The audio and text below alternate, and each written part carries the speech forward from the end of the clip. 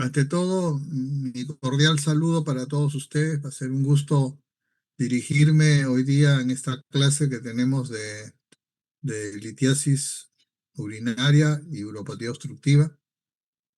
Así que vamos a sacarle algún provecho de algunos conceptos que yo creo que van a ser útiles para la formación de ustedes. ¿Correcto? Entonces, vamos a empezar, ¿ya? En primer lugar, tenemos que decir que los cálculos renales van a ser concreciones sólidas que se van a formar en el tracto urinario superior, ¿correcto? Y generalmente están compuestos por oxalato cálcico, oxalato cálcico de hidrato, fosfatos cálcicos, ácido úrico y muchas otras sustancias orgánicas como urato, cistina, etcétera. Y también, ¿por qué no decir algunos restos orgánicos o por una mezcla de varios de estos componentes, ¿no? Entonces, como vamos a ir viendo. Si vemos el aspecto epidemiológico, la litiasis del adulto es mucho más frecuente en países desarrollados. Hay tasas de prevalencia que oscilan hasta un 20% y de los cuales la mayoría son más varones que mujeres. Y cuando hablamos de hospitalización, hay también un importante grupo de pacientes que se van a hospitalizar por esta razón. La mayor parte se da de estos nefrolitiasis, se dan entre la tercera y quinta década de vida, con predominio, como ya les decía, de varones, ¿no? Una relación entre 3 a 4 a 1, excepto los cálculos coraliformes, que son más prevalentes en el sexo femenino. Relativamente menos frecuente se dan en la población afroamericana, como vamos a ver en la raza negra. Entonces, epidemiológicamente, como vemos, es en todo el mundo, ¿correcto? En blancos hay una diferencia a veces de raza. La profesión es importante porque hay profesiones que son más susceptibles y con mayores factores de riesgo. El sexo también, hay más prevalencia en el hombre. La herencia juega otro rol importante en la formación de estos cálculos. El aspecto nutricional también. Entonces, si nosotros vemos, por ejemplo, los antecedentes muy antiguos, ya veíamos que en momias, ¿no? Que tienen más de 5.000 años de antigüedad, y en algunos indios de Norteamérica, en la India, en Grecia o en Arabia, ya se encontraron restos y vestigios en el cual se había detectado litiasis, ¿no? Entonces, en los países occidentales existe una prevalencia también en la población española, y esta enfermedad va a representar un 20% de las consultas en el servicio de urología y también un 5% en las urgencias médicas, como vamos a ver. Normalmente son en los cólicos renales, en los cólicos nefríticos, ¿no? Un alto porcentaje va a recidivar, un 50% a los 5 años y un 70% a los 10 años. O sea que esta enfermedad no remite por completo. Hay una herencia familiar, sí, en 25% de los casos. Cuando hablamos de la fisiopatología, significa que estos cálculos, que son unas concreciones, que son unas piedras, ¿no? Van a estar sobre una solución salina, generalmente, ¿no? Y la concentración de los solutos que van a contener los cálculos se van a dar en 3 grados de saturación para que se forme el cálculo. Puede haber un estado de hiposaturación, donde hay baja concentración de sales que no van a precipitarse, ¿correcto? No van a formar cálculos. Puede haber un estado metaestable que se llama, es un estado medio, en el que la orina sobresaturada, que ya se sobresaturó, está, pero está en equilibrios, ¿no? Gracias a que van a haber unos inhibidores para la formación de cálculos, como vamos a ver. Y cuando está saturada esta orina, no se formarán nuevos cálculos definitivamente, pero ya los preexistentes que había no se van a disolver tampoco y podrán crecer por agregación de cristales nada más de esos cálculos, no son como unas que se va formando arenita tras arenilla. Pero tenemos el otro estado, que es el estado de sobresaturación. Aquí sí los cálculos van a estar presentes, van a poder crecer y pueden ocurrir nuevas precipitaciones en este estado de sobresaturación. O sea que van a haber nueva formación de cálculos que van a superar este límite meta estable, ¿no? Entonces, este es el límite metaestable, donde acá en la zona sobresaturada sí va a haber una precipitación espontánea, donde va a haber nuevas nucleación homogénea espontánea para la formación de nuevos cálculos, ¿no? En esta zona metaestable, como les dije, va a haber una nucleación heterogénea definitivamente, pero sobre ya una estructura ya existente, no una nueva estructura. Correcto. Entonces tenemos que en la litogénesis, o sea, en la génesis de la litiasis, va a haber zonas infrasaturada, metaestable y sobresaturada. Y lo que les decía sobre los inhibidores, ¿no es cierto? Vamos a tener en consideración que en la patología litiásica van a haber factores promotores y factores inhibidores también, ¿correcto? Donde la solubilidad va a estar en equilibrio cuando los promotores y los inhibidores para la formación de cálculos se hallan en equilibrio. O sea que no están unos más que otros para que la balanza pueda estar equilibrada. Pero cuando predominan los promotores y los inhibidores no se abastecen, entonces ahí es donde se ejerce la precipitación de los cristales para la formación de cálculos. ¿Cuáles son los inhibidores? Los inhibidores principales son el citrato, el pirofosfato, el magnesio, ¿no es así? La proteína de Tams-Horfal, que esta es una proteína que se da mucho en el túbulo contorneado distal, en el asa de Henle, inhibe todos los cristales esta proteína, ¿no es así? Y no inhibe, sí, la agregación de los cristales de oxalato, correcto. Entonces tenemos esa condición. Y por otro lado, también tenemos otro inhibidor que es la nefrocalcina. La nefrocalcina que actúa mucho sobre el túbulo contorneado distal, ¿no? Uno de los más potentes inhibidores de agregación que hay del oxalato de calcio, ¿correcto? La nefrocalcina viene a ser una glucoproteína importante que se da en el riñón y que tiene esta función.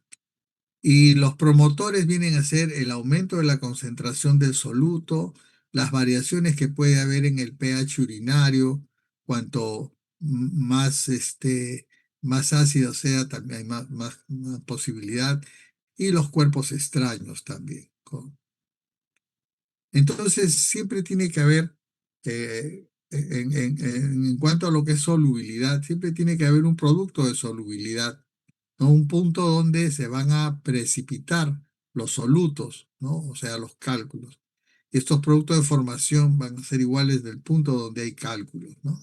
Entonces, cuando hay concentración, alcanza un límite de solubilidad y en eso se forman los cálculos.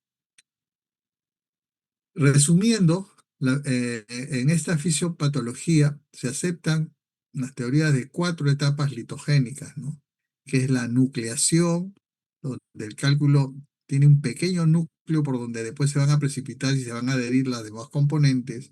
que eso es la agregación, el crecimiento del cálculo y la fijación del mismo, ¿no?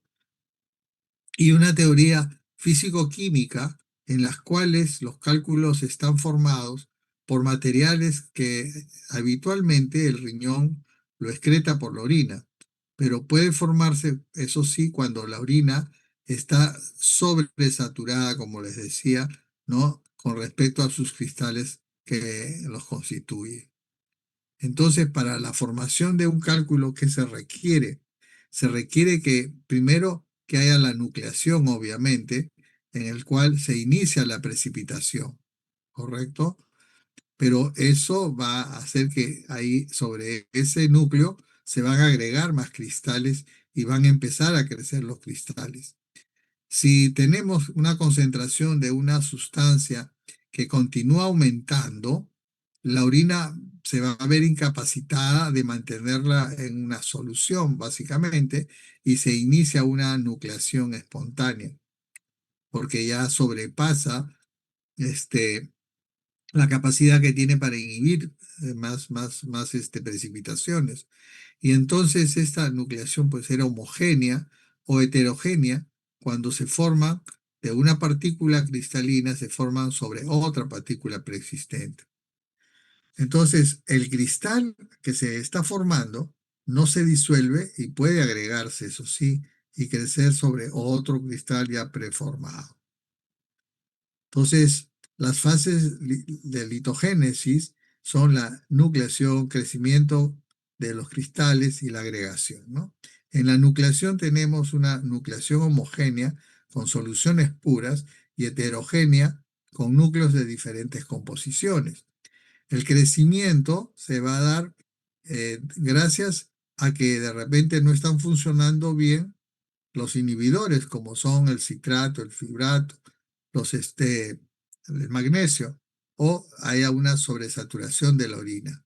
Entonces, hay disminución de los inhibidores y por eso se da el crecimiento. Y la agregación, que puede ser primaria o secundaria. Primaria, cuando los cristales que se adhieren a los anteriores está presente, y secundaria, cuando los cristales se unen a otras sustancias aglutinantes. Ahora veamos, cuando hablamos de inhibidores de la formación de cálculos, existen por lo menos, como les referí hace un rato, 4 tipos de inhibidores en la orina, que son los más importantes. Existen muchos más. Primero, unos cationes multivalentes como el magnesio. Por ejemplo, el magnesio es una muy buen elemento químico. Los aniones orgánicos como el citrato, que es un excelente inhibidor, y los inorgánicos como el pirofosfato. Pero también hay las macromoléculas, como ya le describí, que puede ser la osteopontina o la proteína de Tams-Horfman, ¿no es así? Entonces, cuando hablamos de osteopontina, la osteopontina, ¿qué es? Es una glicoproteína que tiene múltiples funciones, pero tiene básicamente un papel de fibrosante, ¿no es así? Entonces, eso sirven como inhibidores también. Hablemos del citrato. Cuando se forman cálculos es porque a veces los pacientes tienen un estado de hipocitraturia, ¿no? Vamos a ver cuáles son los valores normales del citrato, están por encima de los 400 miligramos. Entonces, con un rango hasta de 800, 500, 600. Entonces, hay una hipocitraturia que viene a ser una alteración bioquímica que es muy frecuente en los pacientes que portan cálculos y viene a ser un factor de riesgo para la formación de nuevos cálculos, sobre todo cálculos cálcicos, ¿no? Entonces, la hipocitraturia. Entonces, el citrato juega un rol importante en la saturación del oxalato de calcio, en la agregación del oxalato de calcio, en el crecimiento de los cristales de oxalato de calcio y en la nucleación espontánea de los oxalatos de calcio. Entonces, miren, cuán importante es la actividad inhibitoria del citrato en la orina. Vamos a ver que este citrato también nos va a servir como parte del tratamiento para los cálculos, ya sea preventivo o resolutivo. Los factores determinantes que se van a dar en la litiasis, existen pues algunos factores que se han descrito y son dos básicamente. Los factores extrínsecos que vienen de afuera y los intrínsecos que están dentro del organismo de cada individuo. Los intrínsecos viene a ser el sexo, ¿no? Como les decía, 2 veces más frecuente en el hombre o 4 veces a veces. La edad pico está entre 20 y 50 años. La raza será menos en la raza negra y en los indios americanos, ¿no?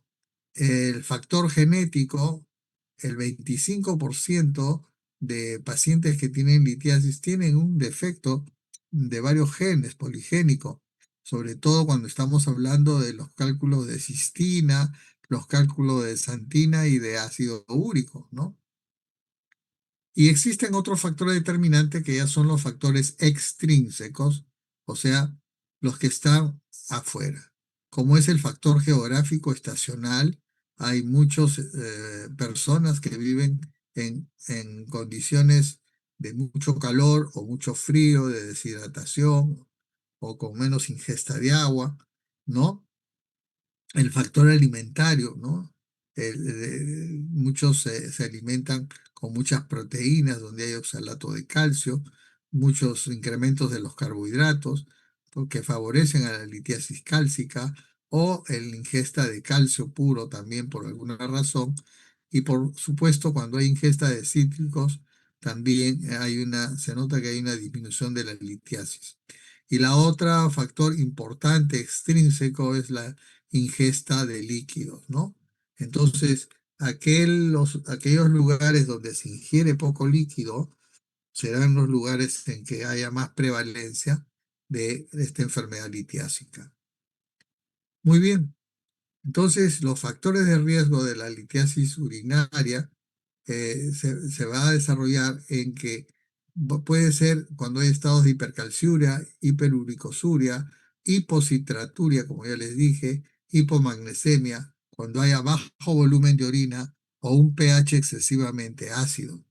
Los factores dietéticos influyen tremendamente, ¿no? La ingesta de sodio, de azúcar y las enfermedades predisponentes como son el hiperparatiroidismo primario sobre todo, la gota, la obesidad, la diabetes y el riñón esponjoso y las infecciones por algunos gérmenes productores de ureasa como son las litiasis coraliforme, ¿no? Donde desdoblan la urea.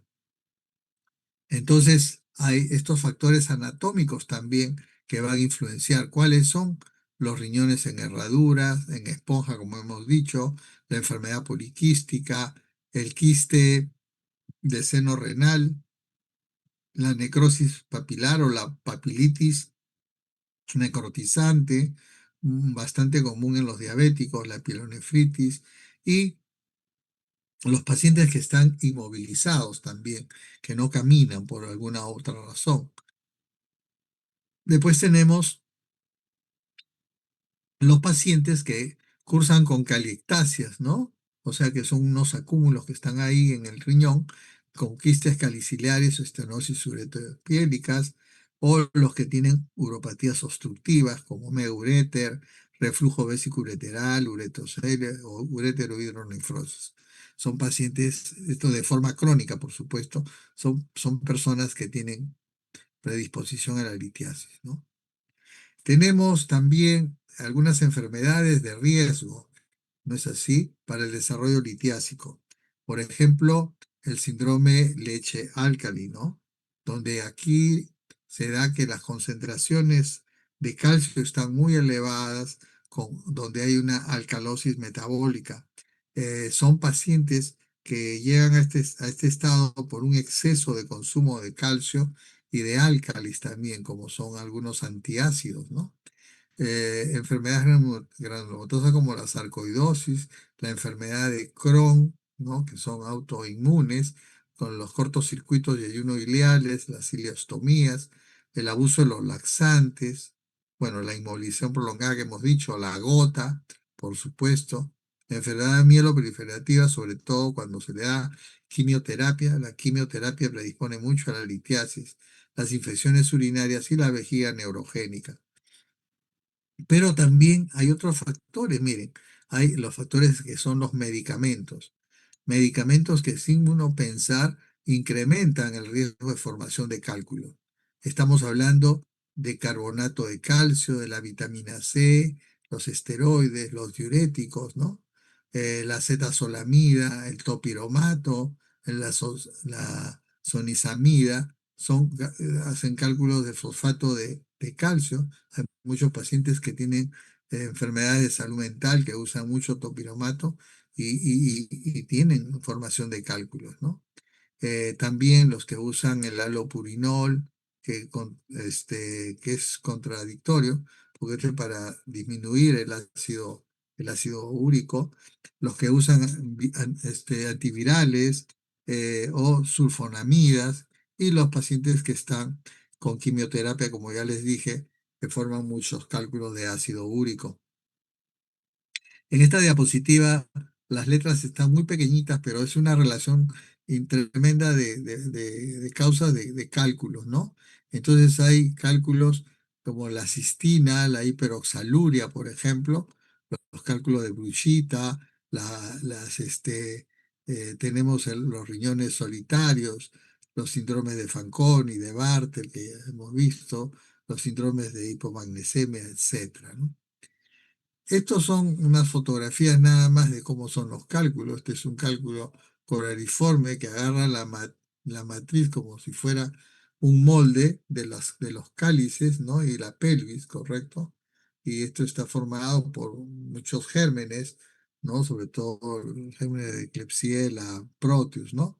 Estos son otros cálculos también de tipo coraliforme, ¿no? Este es una enfermedad también litiásica que ha destruido, miren, ha destruido los riñones con la hidronefrosis que se ha formado, ¿no? Entonces, el parénquima renal, que es el parénquima funcionante, se destruye básicamente, ¿no? Estos son cálculos inmensos, ¿no? Que se dan y que ocupan casi todo el riñón. Y las causas de nefrolitiasis, por ejemplo, de oxalato de calcio, que son la mayor parte de los cálculos, lo da la hipercalciuria idiopática, el hiperparatiroidismo, la hipocitraturia y la hiperuricosuria. Los que están formados por elementos de fosfato de calcio, que son del 15%, la acidosis tubular renal distal, o sea, la tipo 2, la ingesta de algunos alcalinos y el hiperpara también.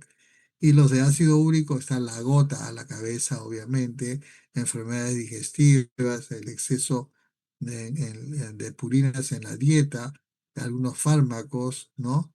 Y algunas litiasis de ácido úrico de manera idiopática, siempre con un pH bajo.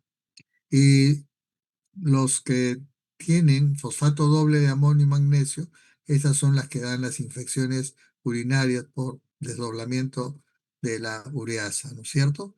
Y los cálculos de cistina que tienen un patrón hereditario. Ok. Bueno, en esta torta se ve lo mismo. Aquí ustedes están viendo la estructura de los cálculos, cómo son cuando se ven al microscopio y cuando se les hace un estudio, cómo son las trabéculas de los cálculos de oxalato de calcio, los cálculos también miren cómo se ven como unas espigas, ¿no? De fosfato de amonio y magnesio. Entonces, todos los cálculos tienen sus características. Aquí los cálculos que son de la vejiga también son cálculos bastante importantes que se ven, como son los oxalatos de calcio y estos cálculos grandes de fosfato cálcico, que no van a salir obviamente por la uretra, ¿no?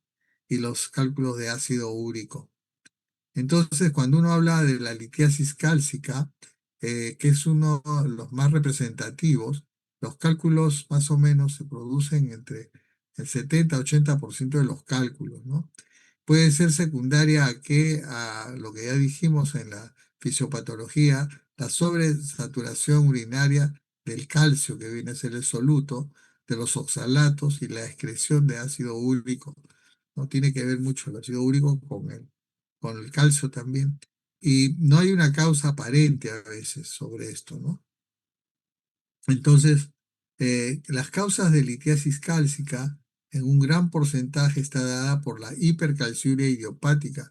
Idiopática porque no se conoce por qué hay tanto calcio en la orina, ¿no? Como vamos a ver, el calcio en la orina no debe sobrepasar de los 4 miligramos por kilo por día, ¿no es cierto?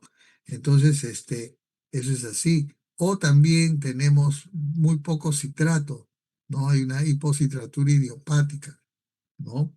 Que causa no conocida, o hay una hiperuricosuria, ¿no? Entonces, por eso se dan los cálculos de calcio, ¿no? Esta nefrolitiasis se asocia casi en un 90% con alguna anomalía también metabólica, ¿no? Y el diagnóstico hay que realizarlo mediante aplicación de un estudio sistematizado, protocolizado, ¿no? No se da así porque sí, porque están implicados múltiples factores, como la litiasis cálcica, está implicada la hipercalciuria, hay que investigar por qué es la hipercalciuria, si es que la hay, o la hipocitraturia, o algunos fármacos, o algunas anomalías anatómicas donde tenemos que hacernos valer de algunos estudios de imágenes, o la acidosis tubular renal también, o el estado de hiperuricosúria o hiperoxaluria. Entonces, como ven, es una gama de factores etiológicos que se dan en la litiasis cálcica, ¿no? Cuando uno hace un estudio de un cálculo, como son los cálculos que hemos visto, y el paciente elimina un cálculo, uno está en la obligación de hacerle un estudio del cálculo, ¿no? Entonces ¿por qué? Porque ahí uno va a ver el predominio de los cristales, ¿correcto? Para hacer unas medidas preventivas. Entonces, se hace a través de unas técnicas de cristalografía óptica, se hace un análisis químico del cálculo, se hace una cristalografía por rayos X también y una espectroscopía infrarrojo, ¿no? Entonces, son estudios muy precisos, muy específicos para la litiasis. Esto uno hace, nosotros los nefrólogos, cuando hacemos el estudio de la enfermedad metabólica del cálculo, tenemos que tener todas estas tecnologías a la mano o saber a dónde lo referimos cuando no los tenemos cerca, ¿no? Entonces, han notado ustedes que he mencionado mucho lo que es la hipercalciuria. Y dentro de la hipercalciuria, lo más común es saber de la hipercalciuria idiopática, ¿no? La que no se conoce por qué se elimina tanto calcio por la orina. Hay pacientes que tienen unas génesis hereditarias que son de carácter autosómico dominante. Hay otros que tienen la calcemia normal, pero tienen sí calcio en orina alto, ¿no? Y hay otros que tienen trastornos sistémicos por otras enfermedades. Entonces, hay que ver cómo está el estudio de hipertiroidismo, el estudio de inmovilización, la sarcoidosis, el exceso de glucocorticoides, los tumores malignos, el uso de furosemida de manera indiscriminada y la osteoporosis, que son elementos o factores que es muy importante para la formación de cálculo. Entonces, el calcio ingresa a la vía digestiva por la comida, en fin. Entonces, el calcio tiene por la dieta, ¿no? Una cantidad de milimoles que se ingresa por la dieta, ¿correcto? Y luego el calcio va a ir a parar, ¿no? A los, digamos, al hueso, ¿no? Al hueso, porque se va a distribuir al riñón mediante la fracción o la excreción fraccional de calcio y donde va a haber una eliminación del calcio en la orina, que es el calcio urinario, ¿correcto? Y entonces la formación ósea y la reabsorción fraccional, ¿no es cierto?, del calcio, como están viendo ustedes acá, se ve afectada a veces en algunas personas, ¿no? A través de que tienen una alteración de la tasa de filtración glomerular, ¿no es así? Entonces, eso es lo que sucede. El calcio se metaboliza en intestino, en hueso y en riñón, ¿no? Entonces, tiene una triple, digamos, eh, zonas donde el calcio se va a metabolizar de manera sincrónica. Como ven entonces acá, cuando estamos hablando de una hipercalciuria de origen renal es porque el calcio en orina está incrementado y eso a veces conlleva a una hipocalcemia. Pero cuando hay hipocalcemia, las paratiroides lo que hacen es reaccionan y empiezan a producir más hormona, ¿no? Más hormona paratiroidea y se forma un hiperparatiroidismo, ¿correcto? Y por otro lado, tenemos la 1,25 hidroxicalciferol, que es la vitamina D, que se llama también calcitriol, que al verse incrementada ayuda a que la absorción de calcio sea mucho más alta, ¿sí? Entonces, y eso implica de que el calcio urinario también tenga un comportamiento diferente, ¿no? Entonces, esa es la hipercalciuria renal, donde el calcitriol también juega un rol importante, ¿no? Porque en el riñón se da eso. Y por otro lado tenemos la otra hipercalciuria, que es la absortiva, donde aquí ya no interviene el riñón, sino acá quien interviene es el intestino. Se produce una absorción importante del calcio y que va a hacer que el calcio, por esa situación absortiva, va a verse incrementada. Entonces va a haber un aumento del calcio sérico, ¿no? Y esto hace que cuando hay aumento de calcio sérico ya la aparato hormonal no trabaja, se duerme un poco y dice, no, yo no voy a mandar más hormonas paratiroideas, ¿no? Entonces, ¿por qué? Porque ya hay mucho calcio.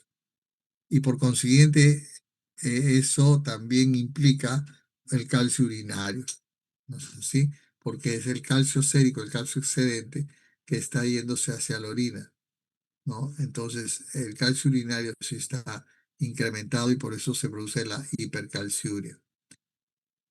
Por otro lado, también ya actúan las propias paratiroides, son estos cuatro botones que ven ustedes acá moraditos, ¿no? Esta es la tiroides. Entonces, esto es una hipercalciuria resortiva, la que se produce en el hiperparatiroidismo primario, ¿no? En el hiperparatiroidismo primario por una enfermedad de las glándulas paratiroides que vienen a ser autónomas, se produce un incremento de la liberación de paratormona. Este incremento lo que hace es que incrementa también la resorción ósea, ¿no? O sea, evita, evita que el calcio del hueso salga, ¿no? Perdón.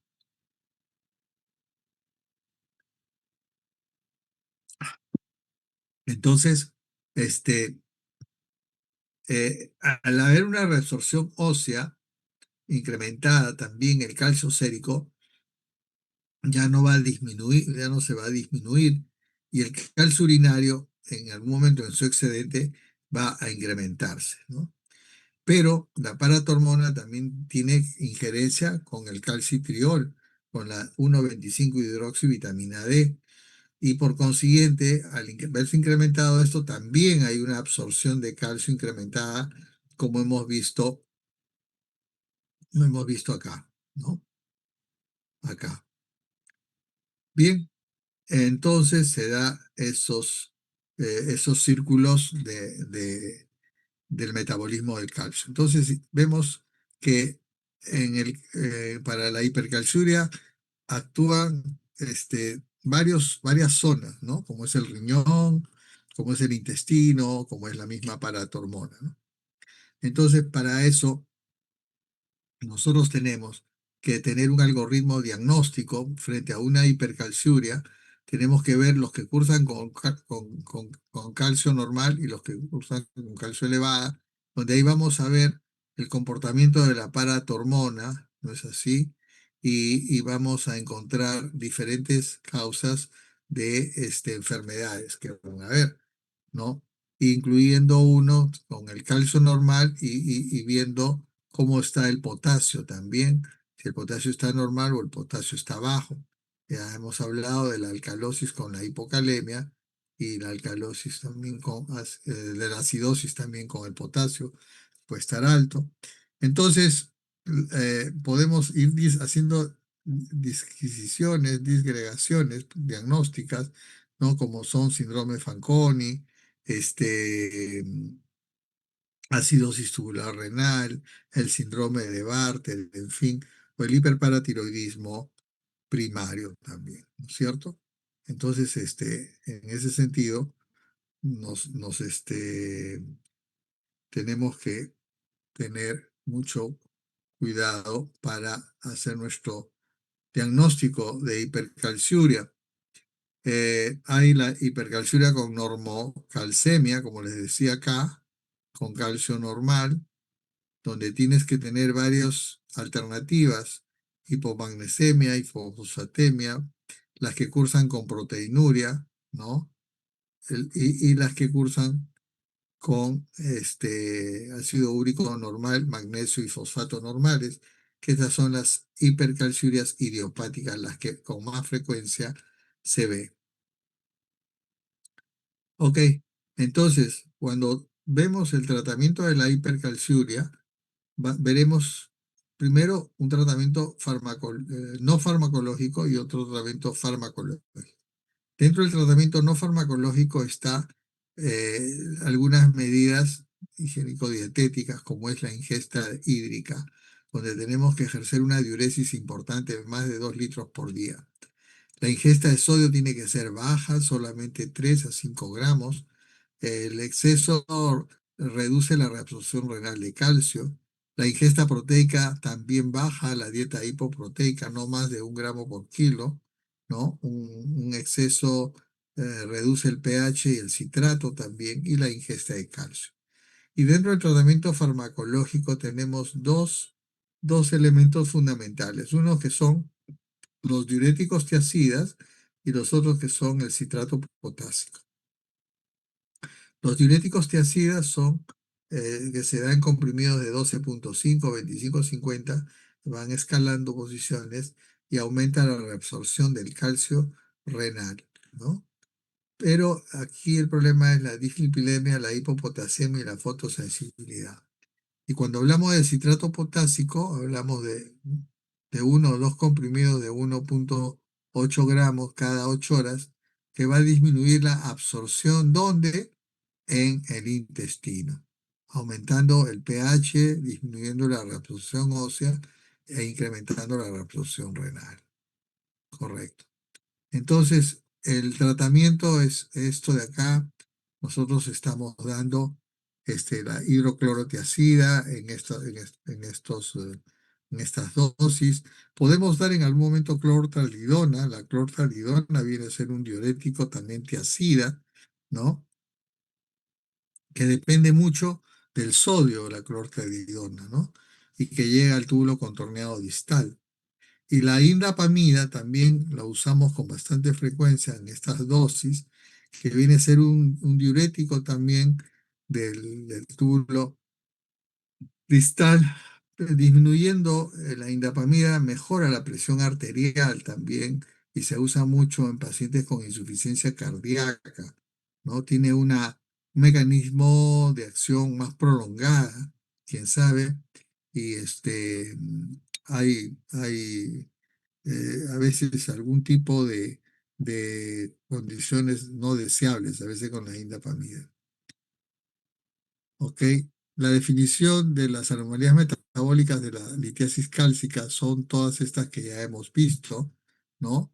Donde la hipercalciuria se dice cuando es mayor a 4 miligramos por kilo por día.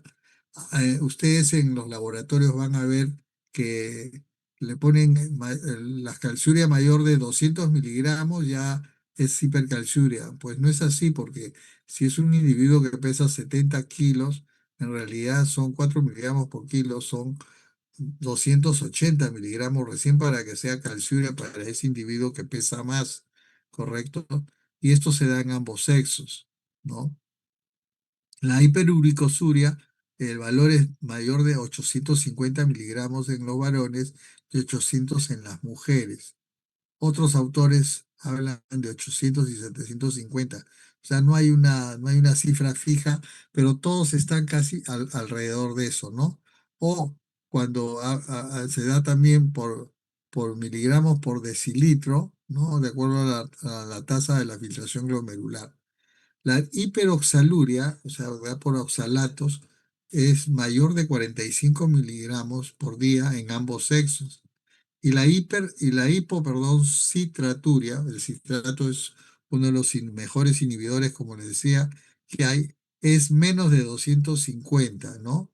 En ambos sexos, porque lo normal es tener 300, hasta mínimo 400, ¿no? ¿Ok? Entonces esto hay que hacer, hay que tener siempre presente estas cifras, muy importante.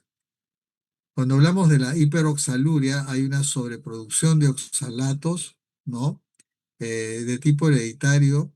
Se da a veces en las intoxicaciones por etilenglicol y hay incremento en la absorción intestinal de calcio con una insuficiencia pancreática. A veces está muy ligada a la enfermedad de Crohn, que son enfermedades autoinmunes del colon. Y a veces se puede dar también en pacientes que han tenido resección intestinal o bypasses también por la obesidad en las cirugías bariátricas. Entonces se puede dar hiperoxaluria. Las comidas ricas en oxalato son estas que están viendo, ¿no es cierto? Los arándanos, los pepinillos, la col, los cherries, ¿no? Las espinacas, etcétera, ¿no? Y obviamente los chocolates y estas semillas como son las nueces, etcétera, y la beterraga, ¿no? Entonces esas son muy ricas en oxalato, que cuando hay personas que tienen cálculo, y la leche también, por supuesto, que tiene alta cantidad de calcio, y cuando van a hacer una dieta, van a tratarse, se olvidan de la dieta, a veces le dicen, sí, no hay ningún problema, y por acá se está yendo todo al agua en cuanto a la terapia, por más que uno le dé los medicamentos. Entonces, estas son las comidas ricas en oxalato que ya las hemos visto en foto. El tratamiento para la hiperoxaluria es dar carbonatos de calcio, ¿no? Para que bloquee este tratamiento específico de la enfermedad que se está dando, que está produciendo hiperoxaluria. Y se da también colestiramina, también se da en algunos momentos. Y no olvidemos de mejorar el pH del potasio con el citrato de potasio o con el citrato de magnesio. Otra cosa importante en la formación de cálculos es que se produzca una baja en los citratos en la orina, que es un gran inhibidor. Entonces, en el estado de hipocitraturia, se une al calcio, disminuyendo su concentración y mejorando la sobresaturación, ¿no? Entonces, formando nuevos cálculos. Entonces se une a los cristales de oxalato de calcio, citrato también, que va a prevenir su crecimiento y agregación. Y si no está ahí, entonces esa prevención no se va a dar y aumenta la actividad inhibitoria de algunas macromoléculas que se dan en la formación de los cálculos, ¿no?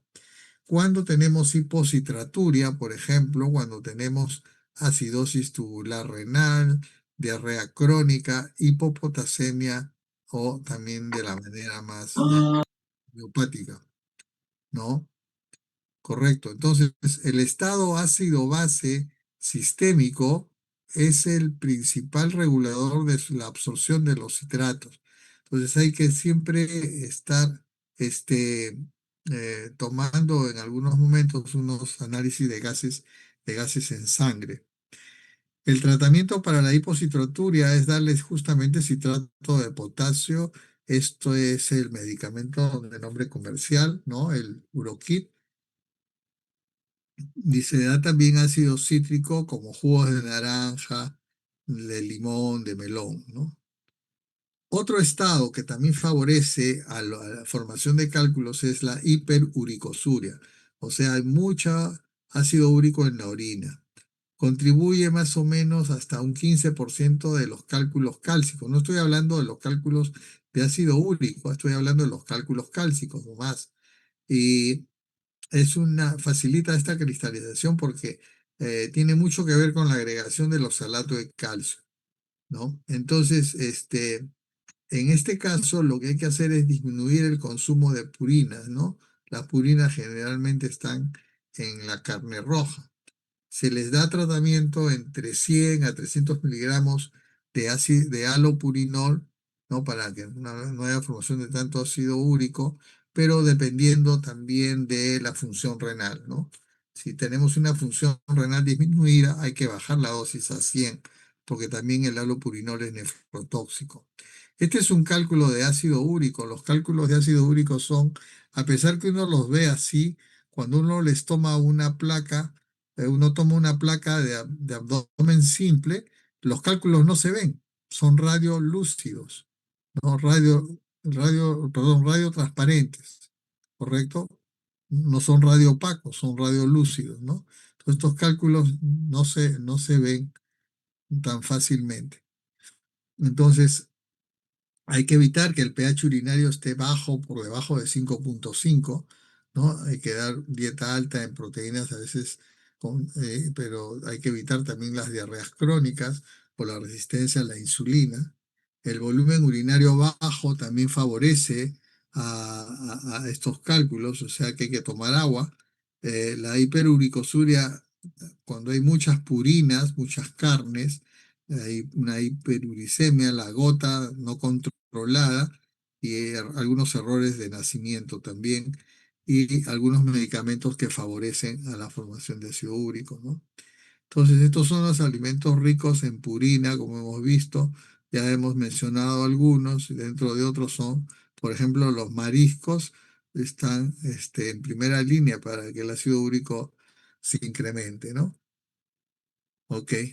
Y las comidas estas pues están todas las vísceras, las carnes de cualquier tipo, el pescado y los vegetales como espárragos, lentejas, champiñones, espinacas, ¿no? La litiasis por ácido úrico, hay que darle una dieta baja en purinas, hay que darles líquido, hay que alcalinizar la orina con citrato de potasio, con el uroquid. Hay que tener un seguimiento de ver cómo está el pH, ¿no es así? Y el halopurinol que se tiene que dar. Estos otros cálculos, que son los cálculos de litiasis de Struvita o cálculos coraliformes, son otra forma de tener los cálculos, ¿no? Entonces, acá tenemos un cálculo de Struvita, que se llama así, o cálculo coraliforme. Fíjense cómo adquiere la forma como si fuera una matriz, ¿no? Un molde de la pelvis y los cálices, ¿ok? Entonces, esta es la litiasis coraliforme que se forma pues, generalmente por infecciones a determinados gérmenes, ¿no? Son los cálculos de triple fosfato, ¿no? Que son fosfato, amonio y magnesio, ¿ok? Su formación requiere a veces de bacterias productores de ureasa, o sea, desdoblan la urea. Y estos se forman con una rapidez relativamente rápida que alcanzan un gran tamaño, ¿no? Cálculos que no son tratados, al final a los pacientes los llevan a la nefrectomía en un 50% de los casos. Son muchos pacientes monorrenos que uno conoce, son porque han tenido cálculos colariformes.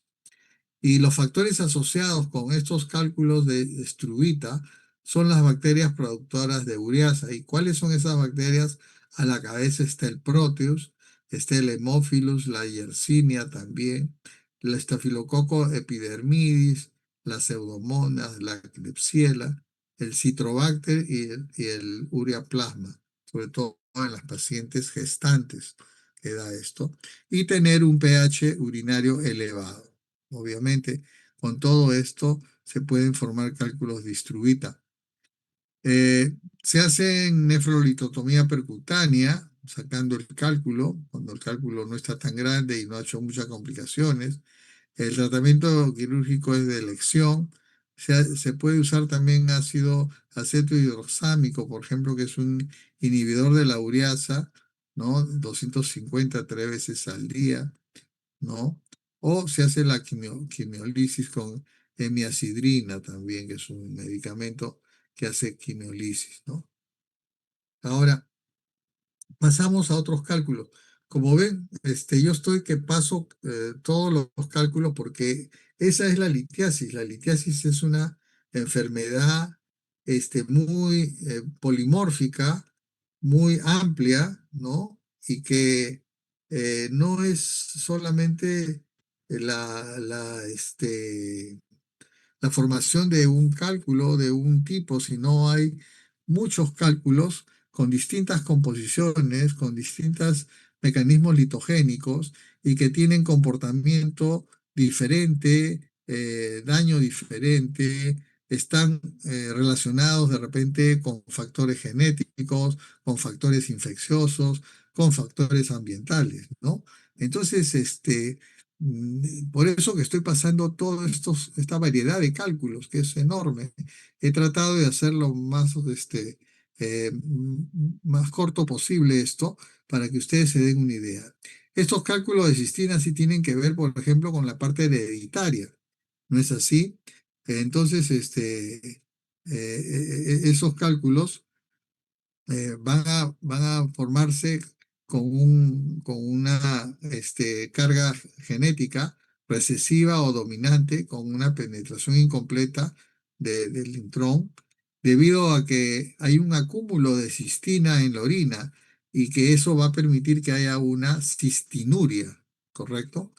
Y entonces acá el defecto principal es a nivel del tubuli, donde en el tubuli hay 4 aminoácidos, aminoácidos que son importantísimos. ¿Cuáles son esos 4 aminoácidos? Son la cistina, la ornitina, la lisina y la arginina. Estos 4 aminoácidos se tornan defectuosos para que se forme una cistinuria, ¿no es cierto? Y hacen que la cistina no sea tan soluble, y este límite de solubilidad que se da suele pues formar cálculos que muchos de ellos optan por la forma de ser cálculos tipos coraliformes, ¿no? Como hemos visto, que son por los cálculos por estruvita, pero estos son cálculos coraliformes por cistina. Y son múltiples los cálculos y son bilaterales y pueden recidivar frecuentemente, ¿no? Entonces, fíjense, cuando uno hace una radiografía de abdomen simple, uno es todo esto blanco que ven acá, que pareciera que hubiéramos metido una sustancia de contraste a los cálices, ¿no? Superior, medio e inferior, y la pelvis. No, esto es un cálculo, ¿no? Este es un cálculo de cistina, y estos son los cristales que se ven ahí. Entonces, esos cálculos básicamente tienen una formación por un factor genético, ¿no? De tipo autosómico recesivo. Hay que hacer que estos pacientes orinen bastante. ¿Para qué? Para que la cistinuria mejore, ¿no? Hay que restringirle de todas maneras la sal. Tiene que haber una dieta muy baja en sal, y la alcalinización de la orina debe darse siempre con citrato de potasio. Ustedes ven que en una gran mayoría de cálculos de diferentes estirpes usamos mucho el citrato de potasio en la terapéutica. ¿Por qué? Porque es un inhibidor muy bueno que va a hacer que la orina ya no esté tan ácida, sino esté más alcalina, para que no facilite la formación de cálculos, ¿no? Pero también se puede dar unos medicamentos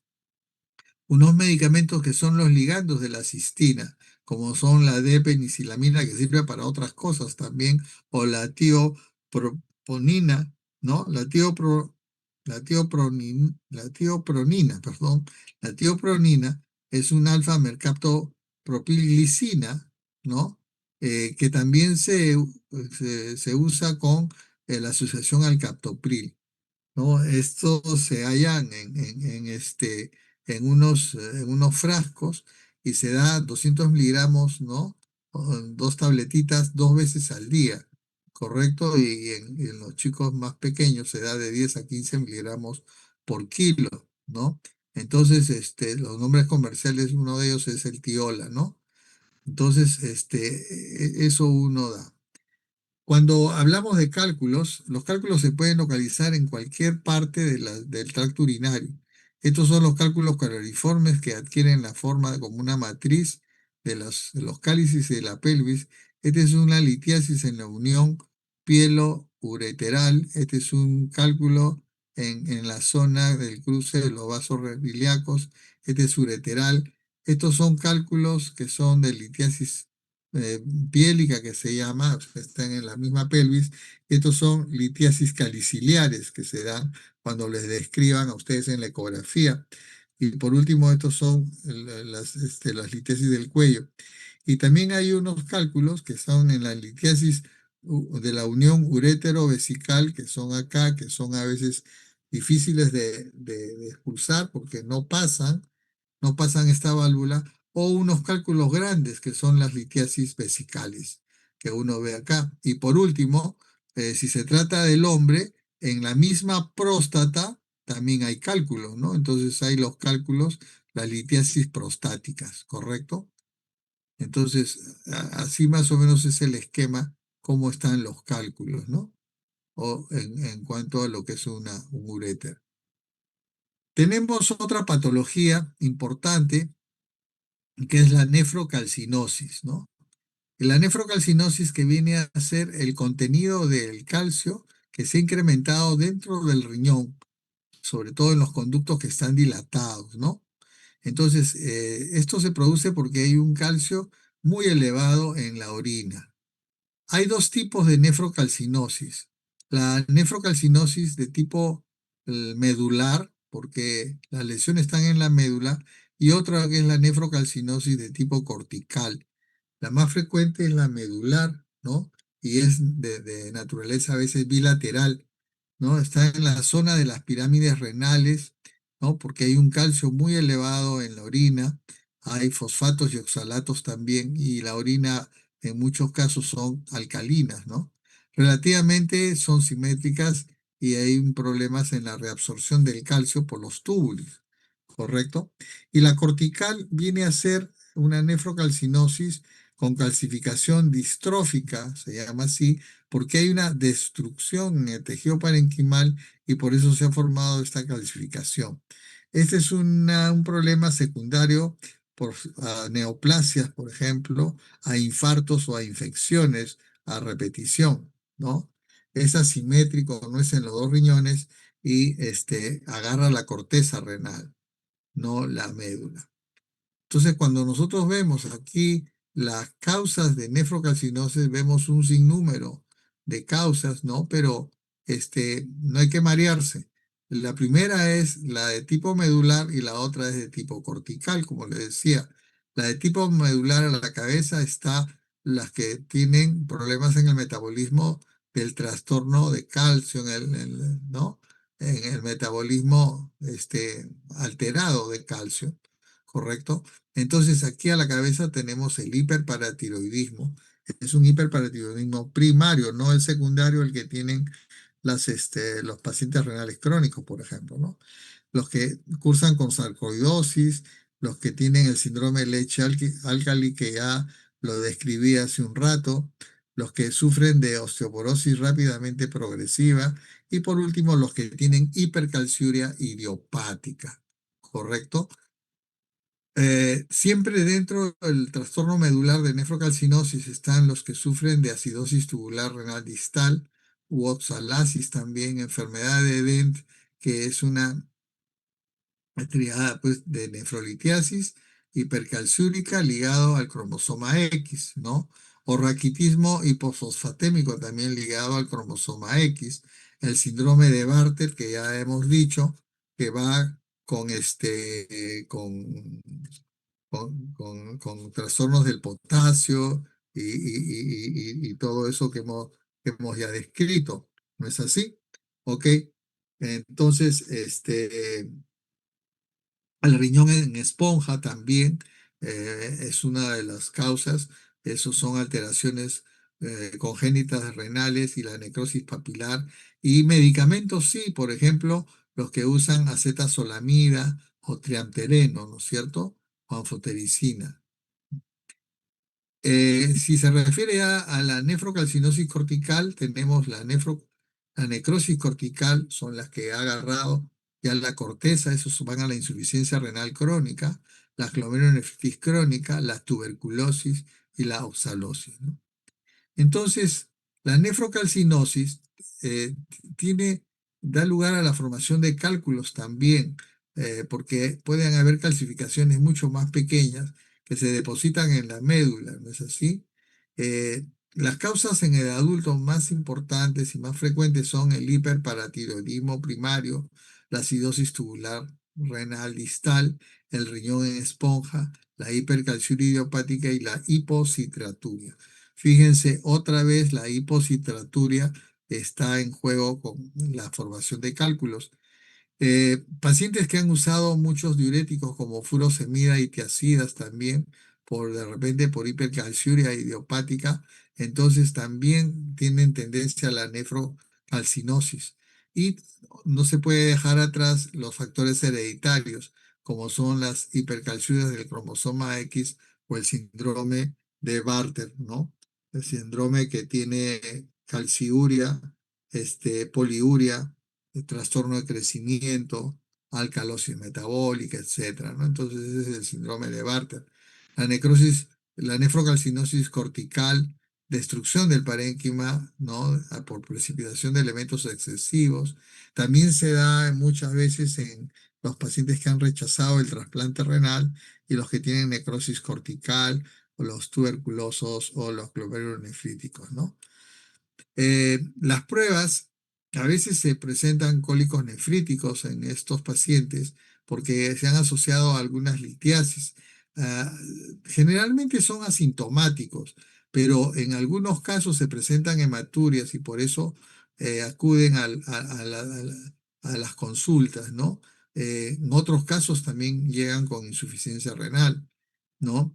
Y el estudio que se hace en estos pacientes, ya sea por hematuria, por problemas renales, por cólicos, por litiasis, les hacen una ecografía. En la ecografía a veces se obtiene algunos datos y después de eso le hacen una tomografía. En la tomografía es donde es la prueba diagnóstica más visible y a veces esta nefrocalcinosis es mejor verla, aparte de la tomografía, hasta en una radiografía simple se ve mejor que en una ecografía, ¿no? Entonces hay calcificaciones importantes, sobre todo a nivel de la médula, y no tiene nada que ver con la función renal, ¿no? O sea, puede haber un montón de nefrocalcinosis, ¿no? Lesiones, pero con función renal normal, ¿no? Entonces acá, fíjense, tienen una nefrocalcinosis medular, ¿no? Fíjense, todo esto blanco que ven, esos son depósitos de calcio, ¿no? Y esta es una cortical que están viendo acá, que está en la corteza. Esta es una medular, que es una tomografía. Miren, la corteza está libre, pero en la médula todo están blanquitas las cosas, ¿no? Quiere decir que esta es una nefrocalcinosis también medular. Luego vamos a hablar del cólico nefrítico ya para estar terminando esta primera parte. Eh, Se produce cuando un cálculo se obstruye y produce dolor, obviamente, en diferentes zonas del tracto urinario, ¿no? Los cálculos menores de 5 milímetros tienen una alta posibilidad de que pasan y no producen mayormente muchas cosas. y se eliminan espontáneamente. Los mayores de 7 milímetros sí requieren de algunas intervenciones este, urológicas. El cólico nefrítico se caracteriza por un dolor lumbar de inicio brusco, es unilateral, lancinante, es un cólico muy fuerte, muy desesperante. Generalmente se acompaña de síntomas neurovegetativos como son de náuseas, vómitos, sudoración fría, ¿no? Ocasionalmente se presenta poliacuria, tenesmo o contractura muscular de tipo, sobre todo lumbar. Suele haber hematuria, ya sea macro o microhematuria, que puede estar ausente también, no necesariamente siempre va a haber, hasta en un 15% de los casos, ¿no?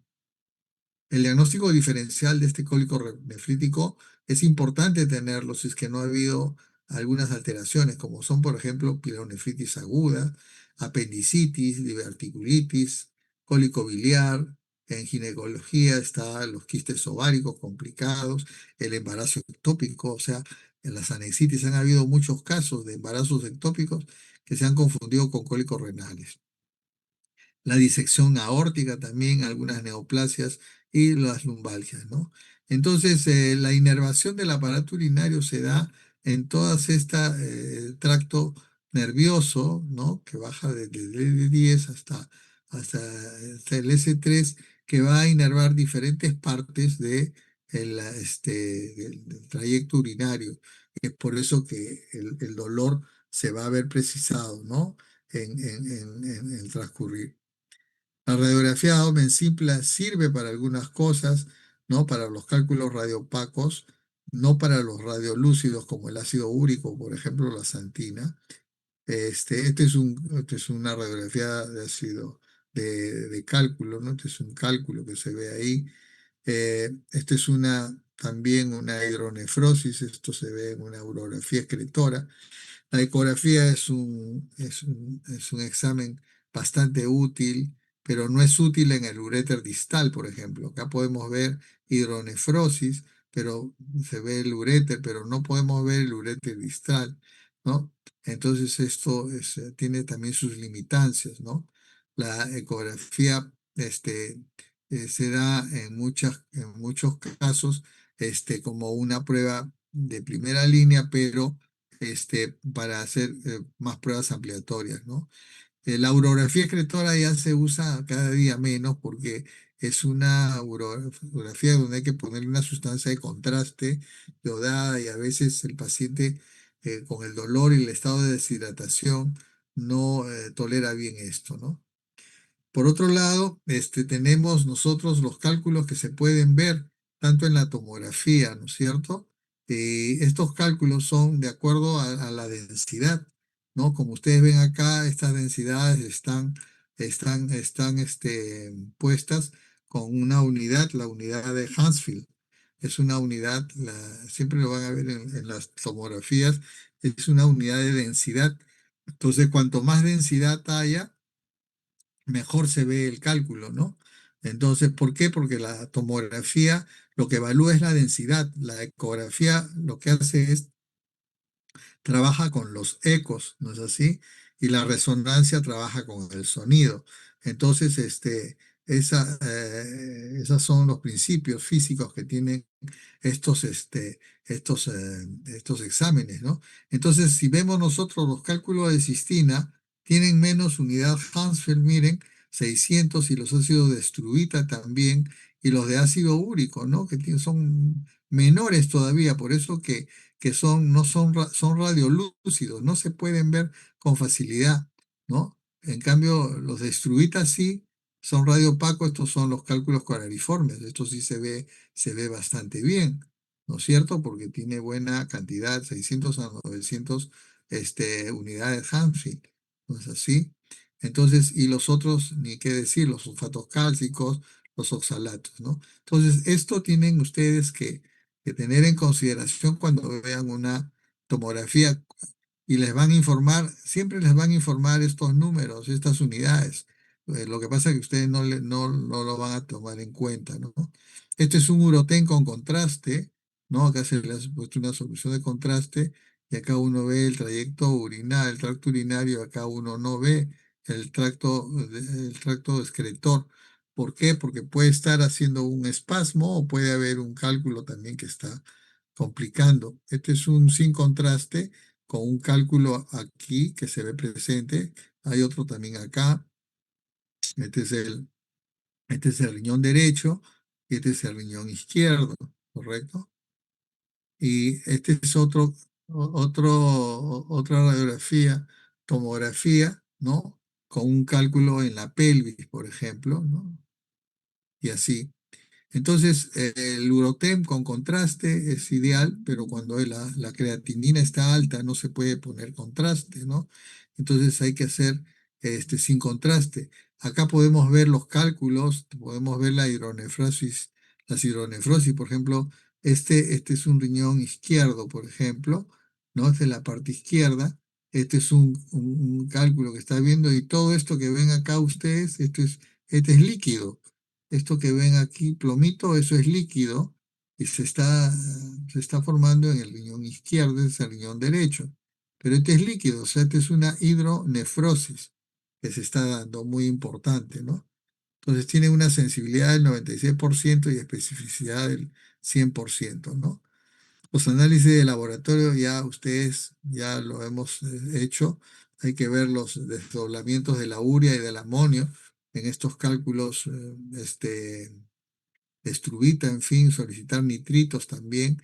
Los diagnósticos microbiológicos es importante, ¿no? Exámenes de sangre que se deben pedir siempre, un estudio de litiasis, calciuria, uricosuria, magnesuria, sulfatos, pH en orina fresca, ¿no? Y por otro lado en la sangre, calcemia, fosforemia, la aparato hormona intacta, los niveles de vitamina D. ¿Por qué? Porque todo eso tiene relación una con la otra cosa, ¿no? El estudio metabólico de la litiasis se hace con la calcemia en primer lugar, en la orina se ve el volumen, la cantidad de ácido úrico, creatinina, todo eso en orina, la paratormona intacta y el urocultivo. Entonces, uno ve en el hiperparatiroidismo primario que el calcio está elevado, el fósforo está bajo, el ácido úrico también puede estar elevado, hay gota, hay hipofosfatemia. Las tiras reactivas, si bien es cierto, sirven para algunas cosas, pero no es muy de confianza, ¿no?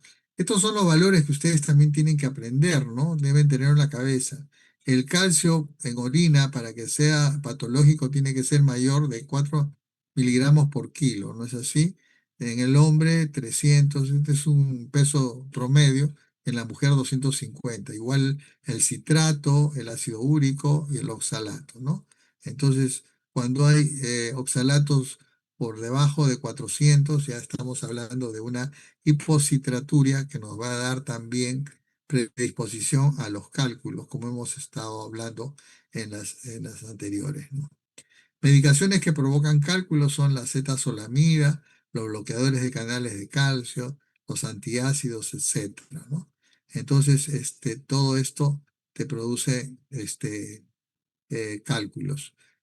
Bueno, esto es casi lo mismo. El tratamiento del cólico nefrítico es primero poner una vía periférica, dar analgésicos, ¿no? AINES, espasmolíticos, a veces se da hasta morfina porque el dolor es tan intenso, se da antieméticos, antibióticos si es que la orina se ha infectado, y luego se hace una derivación urinaria transitoria a veces para mejorar la presión alta dentro del tracto urinario excretor que está obstruido. O se hace una nefrostomía subpercutánea o generalmente se pone un catéter de doble J, ¿no? Un pigtail que se llama, ¿no es cierto? Entonces, eso es así. Este es el tratamiento, este es el catéter de doble J, ¿no? Que le llama o cola de chancho, ¿no? El pigtail. El cólico renal tiene sus cosas, se les da antiinflamatorios en algunos casos, en otros no se le da antiespasmódicos también, porque pueden relajan mucho el uréter y no hacen que el cálculo sea eliminado. Entonces, cuando hay dolor incoercible, la disyuntiva es, al paciente se le da líquidos o no se le da líquidos. No se les debe dar líquidos. ¿Por qué? Porque si yo le doy líquido va a producir más orina y si acá está obstruido, esto va a hacer que quiera vencerse, ¿no? Esta muralla y no va a poder, y como es un músculo liso, va a empezar a tener espasmos y va a tener más dolor. Entonces, no es así. Los cálculos que deben ser intervenidos son los que tienen más de 10 milímetros, ya entran a cirugía. Los que tienen más de 7 milímetros son los que deben hacerse pueden hacerse incluso litotripsia extracorpórea, dependiendo de dónde estén, ¿no? Y los que tienen menos de 5 solo es tratamiento médico, ¿no es así? Entonces, estos cálculos son de acuerdo a las medidas, el requerimiento de que pase el cálculo, cuanto más amplio es el cálculo, pasa menos, ¿no? Y en cuanto a la posibilidad de intervención es mucho mayor. Entonces, si hay eliminación espontánea, hay que sí, aumentar la hidratación, darles AINES a los pacientes, darles unas dietas suaves, aumentarles el citrato y mejorar el pH de orina, ¿no? ¿Cuándo se da bloqueadores adrenérgicos, por ejemplo? ¿Cuáles son los bloqueadores adrenérgicos? La más usada es la tamsulosina o la terazocina. La tamsulosina es la que se da, por ejemplo, en los pacientes prostáticos. Esto nunca se da cuando el cálculo está acá arriba. Siempre se da cuando los cálculos ya son distales. La tamsulosina, esa es la indicación, ¿correcto? Entonces previene el espasmo del músculo liso del uréter y va a actuar sobre las fibras C, que son de las neuronas postganglionares, ¿no? Y eso va a relajar todo el esfínter, todo, y va a hacer que el cálculo vaya bajando. Eso es cuando tenemos los cálculos en el uréter distal.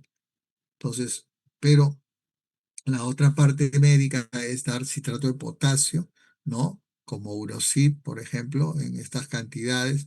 Y el objetivo, básicamente, es mejorar la hipocitraturia.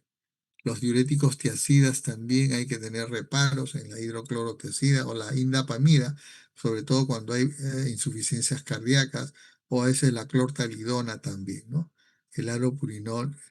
Y en los cálculos de Struita hay que relacionarlos con unas infecciones urinarias, con aumentos del amonio urinario, ¿no? El tratamiento es eliminar el cálculo, normalmente hacer una ureteroscopía, una nefrolitotomía percutánea o cirugía, ¿correcto? Entonces, el cálculo hay que calmar el dolor y hay que operar. Bien. El tratamiento invasivo es para las litiasis muy amplias, de acuerdo a la Asociación Urológica Europea. Son estas las indicaciones cuando litiasis menor de 10 que no pasa después de 4 o 6 semanas, hay que hacer un tratamiento médico, ¿no? Y nada más, ¿no? Entonces, obstrucción persistente por litiasis. ¿Hasta qué horas tenemos clase? Hasta las 4:20, doctor. Ya, entonces me quedan unos minutos. Tenemos la litroticia extracorpórea, que son por ondas de choque, ¿no? Y dentro de todo eso también hay las indicaciones, ¿no? Hay dos tipos de ondas, ¿no? De amplitud grande.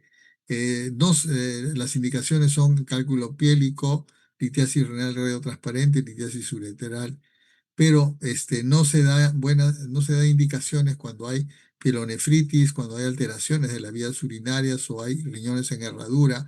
Ahí está prohibido hacer litotricia extracorpórea. Tampoco cuando el tamaño del cálculo es tan grande y ha habido fragmentación y no ha dado resultados. No se puede hacer una segunda intención, ni tampoco en los cálculos corariformes, ¿no? Hay intervenciones urológicas, nefrotomía percutánea abierta, también tenemos la nefropatía, nefrolitotomía, perdón, percutánea, ¿no? Que se hace con mayor frecuencia para cálculos muy grandes, ¿no? Con procedimientos invasivos, pero a veces no hay éxito. O la otra nefrolitotomía percutánea cuando los cálculos son de 8 pulgadas, 2 centímetros, pero hay cálculos mucho más grandes que con la sonda no se van a conectar bien y no van a salir adecuadamente, ¿no? Entonces, esta nefrolitotomía es bastante traumática, pero sí da buenos resultados en algunos casos, ¿correcto? y tienen que estar con una bolsa ahí para que vaya drenando los residuos que hay y le ponen un catéter al riñón. Ok, se hace la ureteroscopía también con cálculos. Esto se ve cuando los cálculos están más abajo. Esto es como una canastilla donde se jalan los cálculos, ¿no? Esto lo hacen básicamente los urólogos, definitivamente, ¿no? O por último, la cirugía abierta, cuando son riñones únicos o riñones o hay muchos factores de riesgo, mejor es abrir, ver el riñón, sacar el cálculo, hacer buena hemostasia y cerrar y se acabó el problema, ¿no? El postoperatorio, claro, dura un poco más. Todas las cirugías ahora que se hacen son de tipo laparoscópica, ¿no? En fin. Entonces, como conclusión, la litiasis es una enfermedad crónica con pHs altos que debe tener los de estruvita, cistina y fosfato. Los que cursan con pH bajo son los de ácido úrico, o sea, cálcico. La calcemia tiene que estar siempre presente y evaluar bien la paratormona, las medidas generales siempre antes de cualquier tratamiento farmacológico y evaluar bien lo que es la citraturia con, con hipocalemia, acidosis o la acidosis tubular renal, ¿no? Entonces, frente a la sospecha de un cálculo de Istruvita, hay que ver cómo está su pH, las bacterias productoras de urasa y grandes cálculos, y bajo la sospecha de un cálculo de cistina que también son parecidos, hay que tener el carácter filial, o sea, la herencia autosómica recesiva o manifestaciones tempranas con cristales hexagonales como hemos visto. Cuando hablamos de uropatía obstructiva, entonces hablamos de la presencia de un obstáculo mecánico funcional al flujo de la orina, ¿correcto? Y la nefropatía obstructiva ya es la consecuencia de la uropatía obstructiva, donde ya ha habido un parénquima renal, o sea, mucha gente llega a la enfermedad renal crónica por una uropatía obstructiva. Y la hidronefrosis es la dilatación de la pelvis y los cálices renales como resultado de una obstrucción. Entonces, según la presentación, la uropatía obstructiva puede ser aguda o puede ser crónica. Según el grado de obstrucción puede ser completa o incompleta. Y según su localización puede ser infravesical o supravesical, ¿correcto? La etiología es variada, ¿no? Entonces, en la infancia tenemos la estenosis de la unión ureteropiélica, que es una cosa bien común, la vejiga neurogénica y las válvulas ureterales posteriores que son permanentes.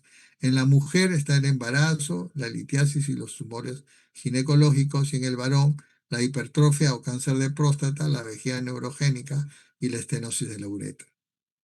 La fisiología en la excreción de la orina del tracto urinario tiene un sistema tubular, las fibras musculares lisas tienen una contracción tónica o una contracción rítmica en el tiempo, ¿no? Producen presiones hidráulicas dentro de estos espacios y tienen movimientos, ¿no?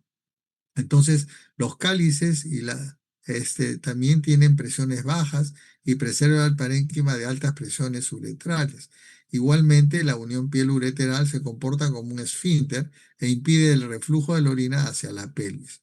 Entonces, como ven, hay un mecanismo fisiológico que se da también dentro de las estructuras, ¿no? Entonces, la fisiología de la excreción de la orina, el transporte de la orina hacia la vejiga, también es por presiones y la vejiga también permite un almacenamiento hasta que se dé la micción. Entonces, en una obstrucción aguda hay varias fases, que eso es muy importante. Una primera fase no debe pasar más de 90 minutos porque hay un aumento de flujo sanguíneo renal con vasodilatación preglomerular y aumenta la presión ureteral. O sea que frente a una obstrucción aguda también se ve dañado el sistema glomérulo-tubular. Y la segunda fase, que dura hasta 5 horas, es la disminución del flujo sanguíneo renal. Ya hay una vasoconstricción preglomerular, fíjense. Entonces ya estamos hablando que acá hay una preparación para una insuficiencia renal. Muchos no contemplan esto, ¿no? Y la disminución de la presión de filtración glomerular sigue incrementándose a la presión ureteral. Y hay otra tercera fase cuando ya ha pasado las 5 horas. Entonces acá sí hay una disminución importante del flujo sanguíneo renal. Fíjense cuánto daño hace. Disminuye la presión ureteral, hay una vasoconstricción preglomerular, Entonces la presión hidrostática del capilar también disminuye. Hay un retorno fisiológico del líquido por flujo retrógrado y hay una rotura del fornix calicial. Entonces, las funciones tubulares se ven alteradas, hay una disminución del tránsito, hay una mala reabsorción, hay aumento de la osmolaridad y hay una reducción de la concentración de sodio. Y entonces esta recuperación se puede dar o no se puede dar. Si no se da tan rápido, en 24 horas cae la presión ureteral a un 50% o la presión ureteral en 15 milímetros en 6 a 8 semanas. Entonces, hay gente que deja mucho a sus pacientes así.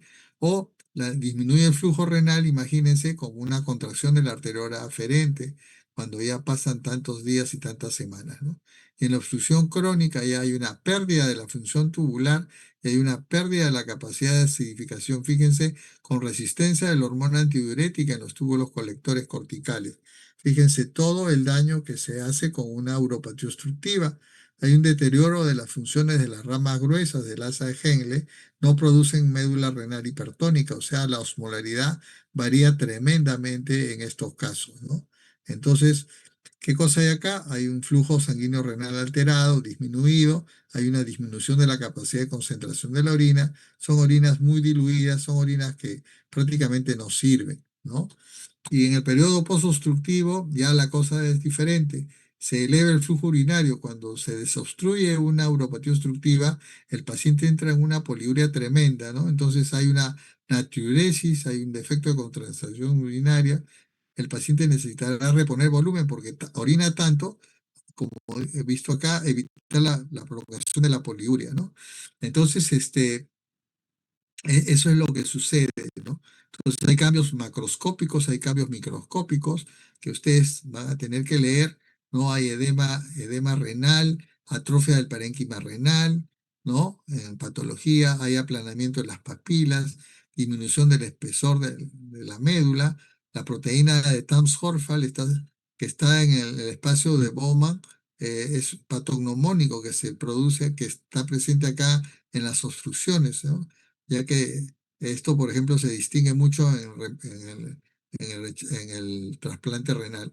Esta es una uropatía obstructiva que fue a más y tuvieron que sacar todo. Fíjense, esto es una salchicha, prácticamente es un riñón con todo. Han tenido que eliminar todo el sistema urinario de un lado de un paciente, ¿no? Entonces, la uropatía obstructiva ya supravesical se ve en aguda y obstructivo infravesical, ¿no es así?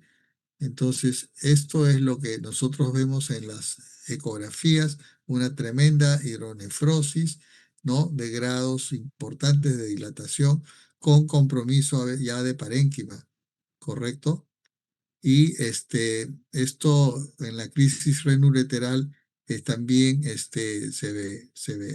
Entonces las hidronefrosis ecográficamente se ven en las uropatías obstructivas, ¿no? En las ecografías, en las tomografías, ¿no? Miren esta gran hidronefrosis que se ve igualmente acá. Esta es una radiografía de abdomen simple, ¿no?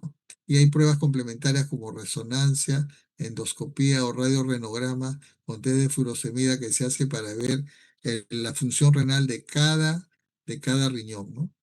Y por supuesto que las retenciones urinarias agudas es cuando se da las vejigas neurogénicas donde hay que hacer, entonces es una punción suprapúbica que se puede hacer o también se puede colocar una sonda, ¿correcto? La punción suprapúbica generalmente uno lo usa en niños, ¿no? Es es la más conveniente. Correcto. ¿No? Entonces, el sondaje o la talla suprapúbica, eso que hemos visto, está de acá, ¿no? Está de acá la talla suprapúbica, donde se talla la vejiga, se mete por la pelvis. Es una de las cosas que se dan. Este, bueno, la otra es el tratamiento de la insuficiencia renal y el tratamiento etiológico.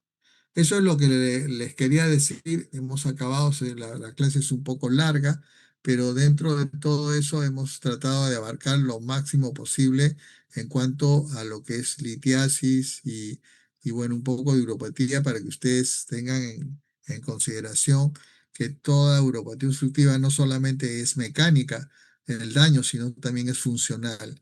Han visto que se daña hasta los glomérulos, compromete el flujo sanguíneo renal, compromete la presión intratubular, compromete las arteriolas eferentes. ¿Ok? Muy bien.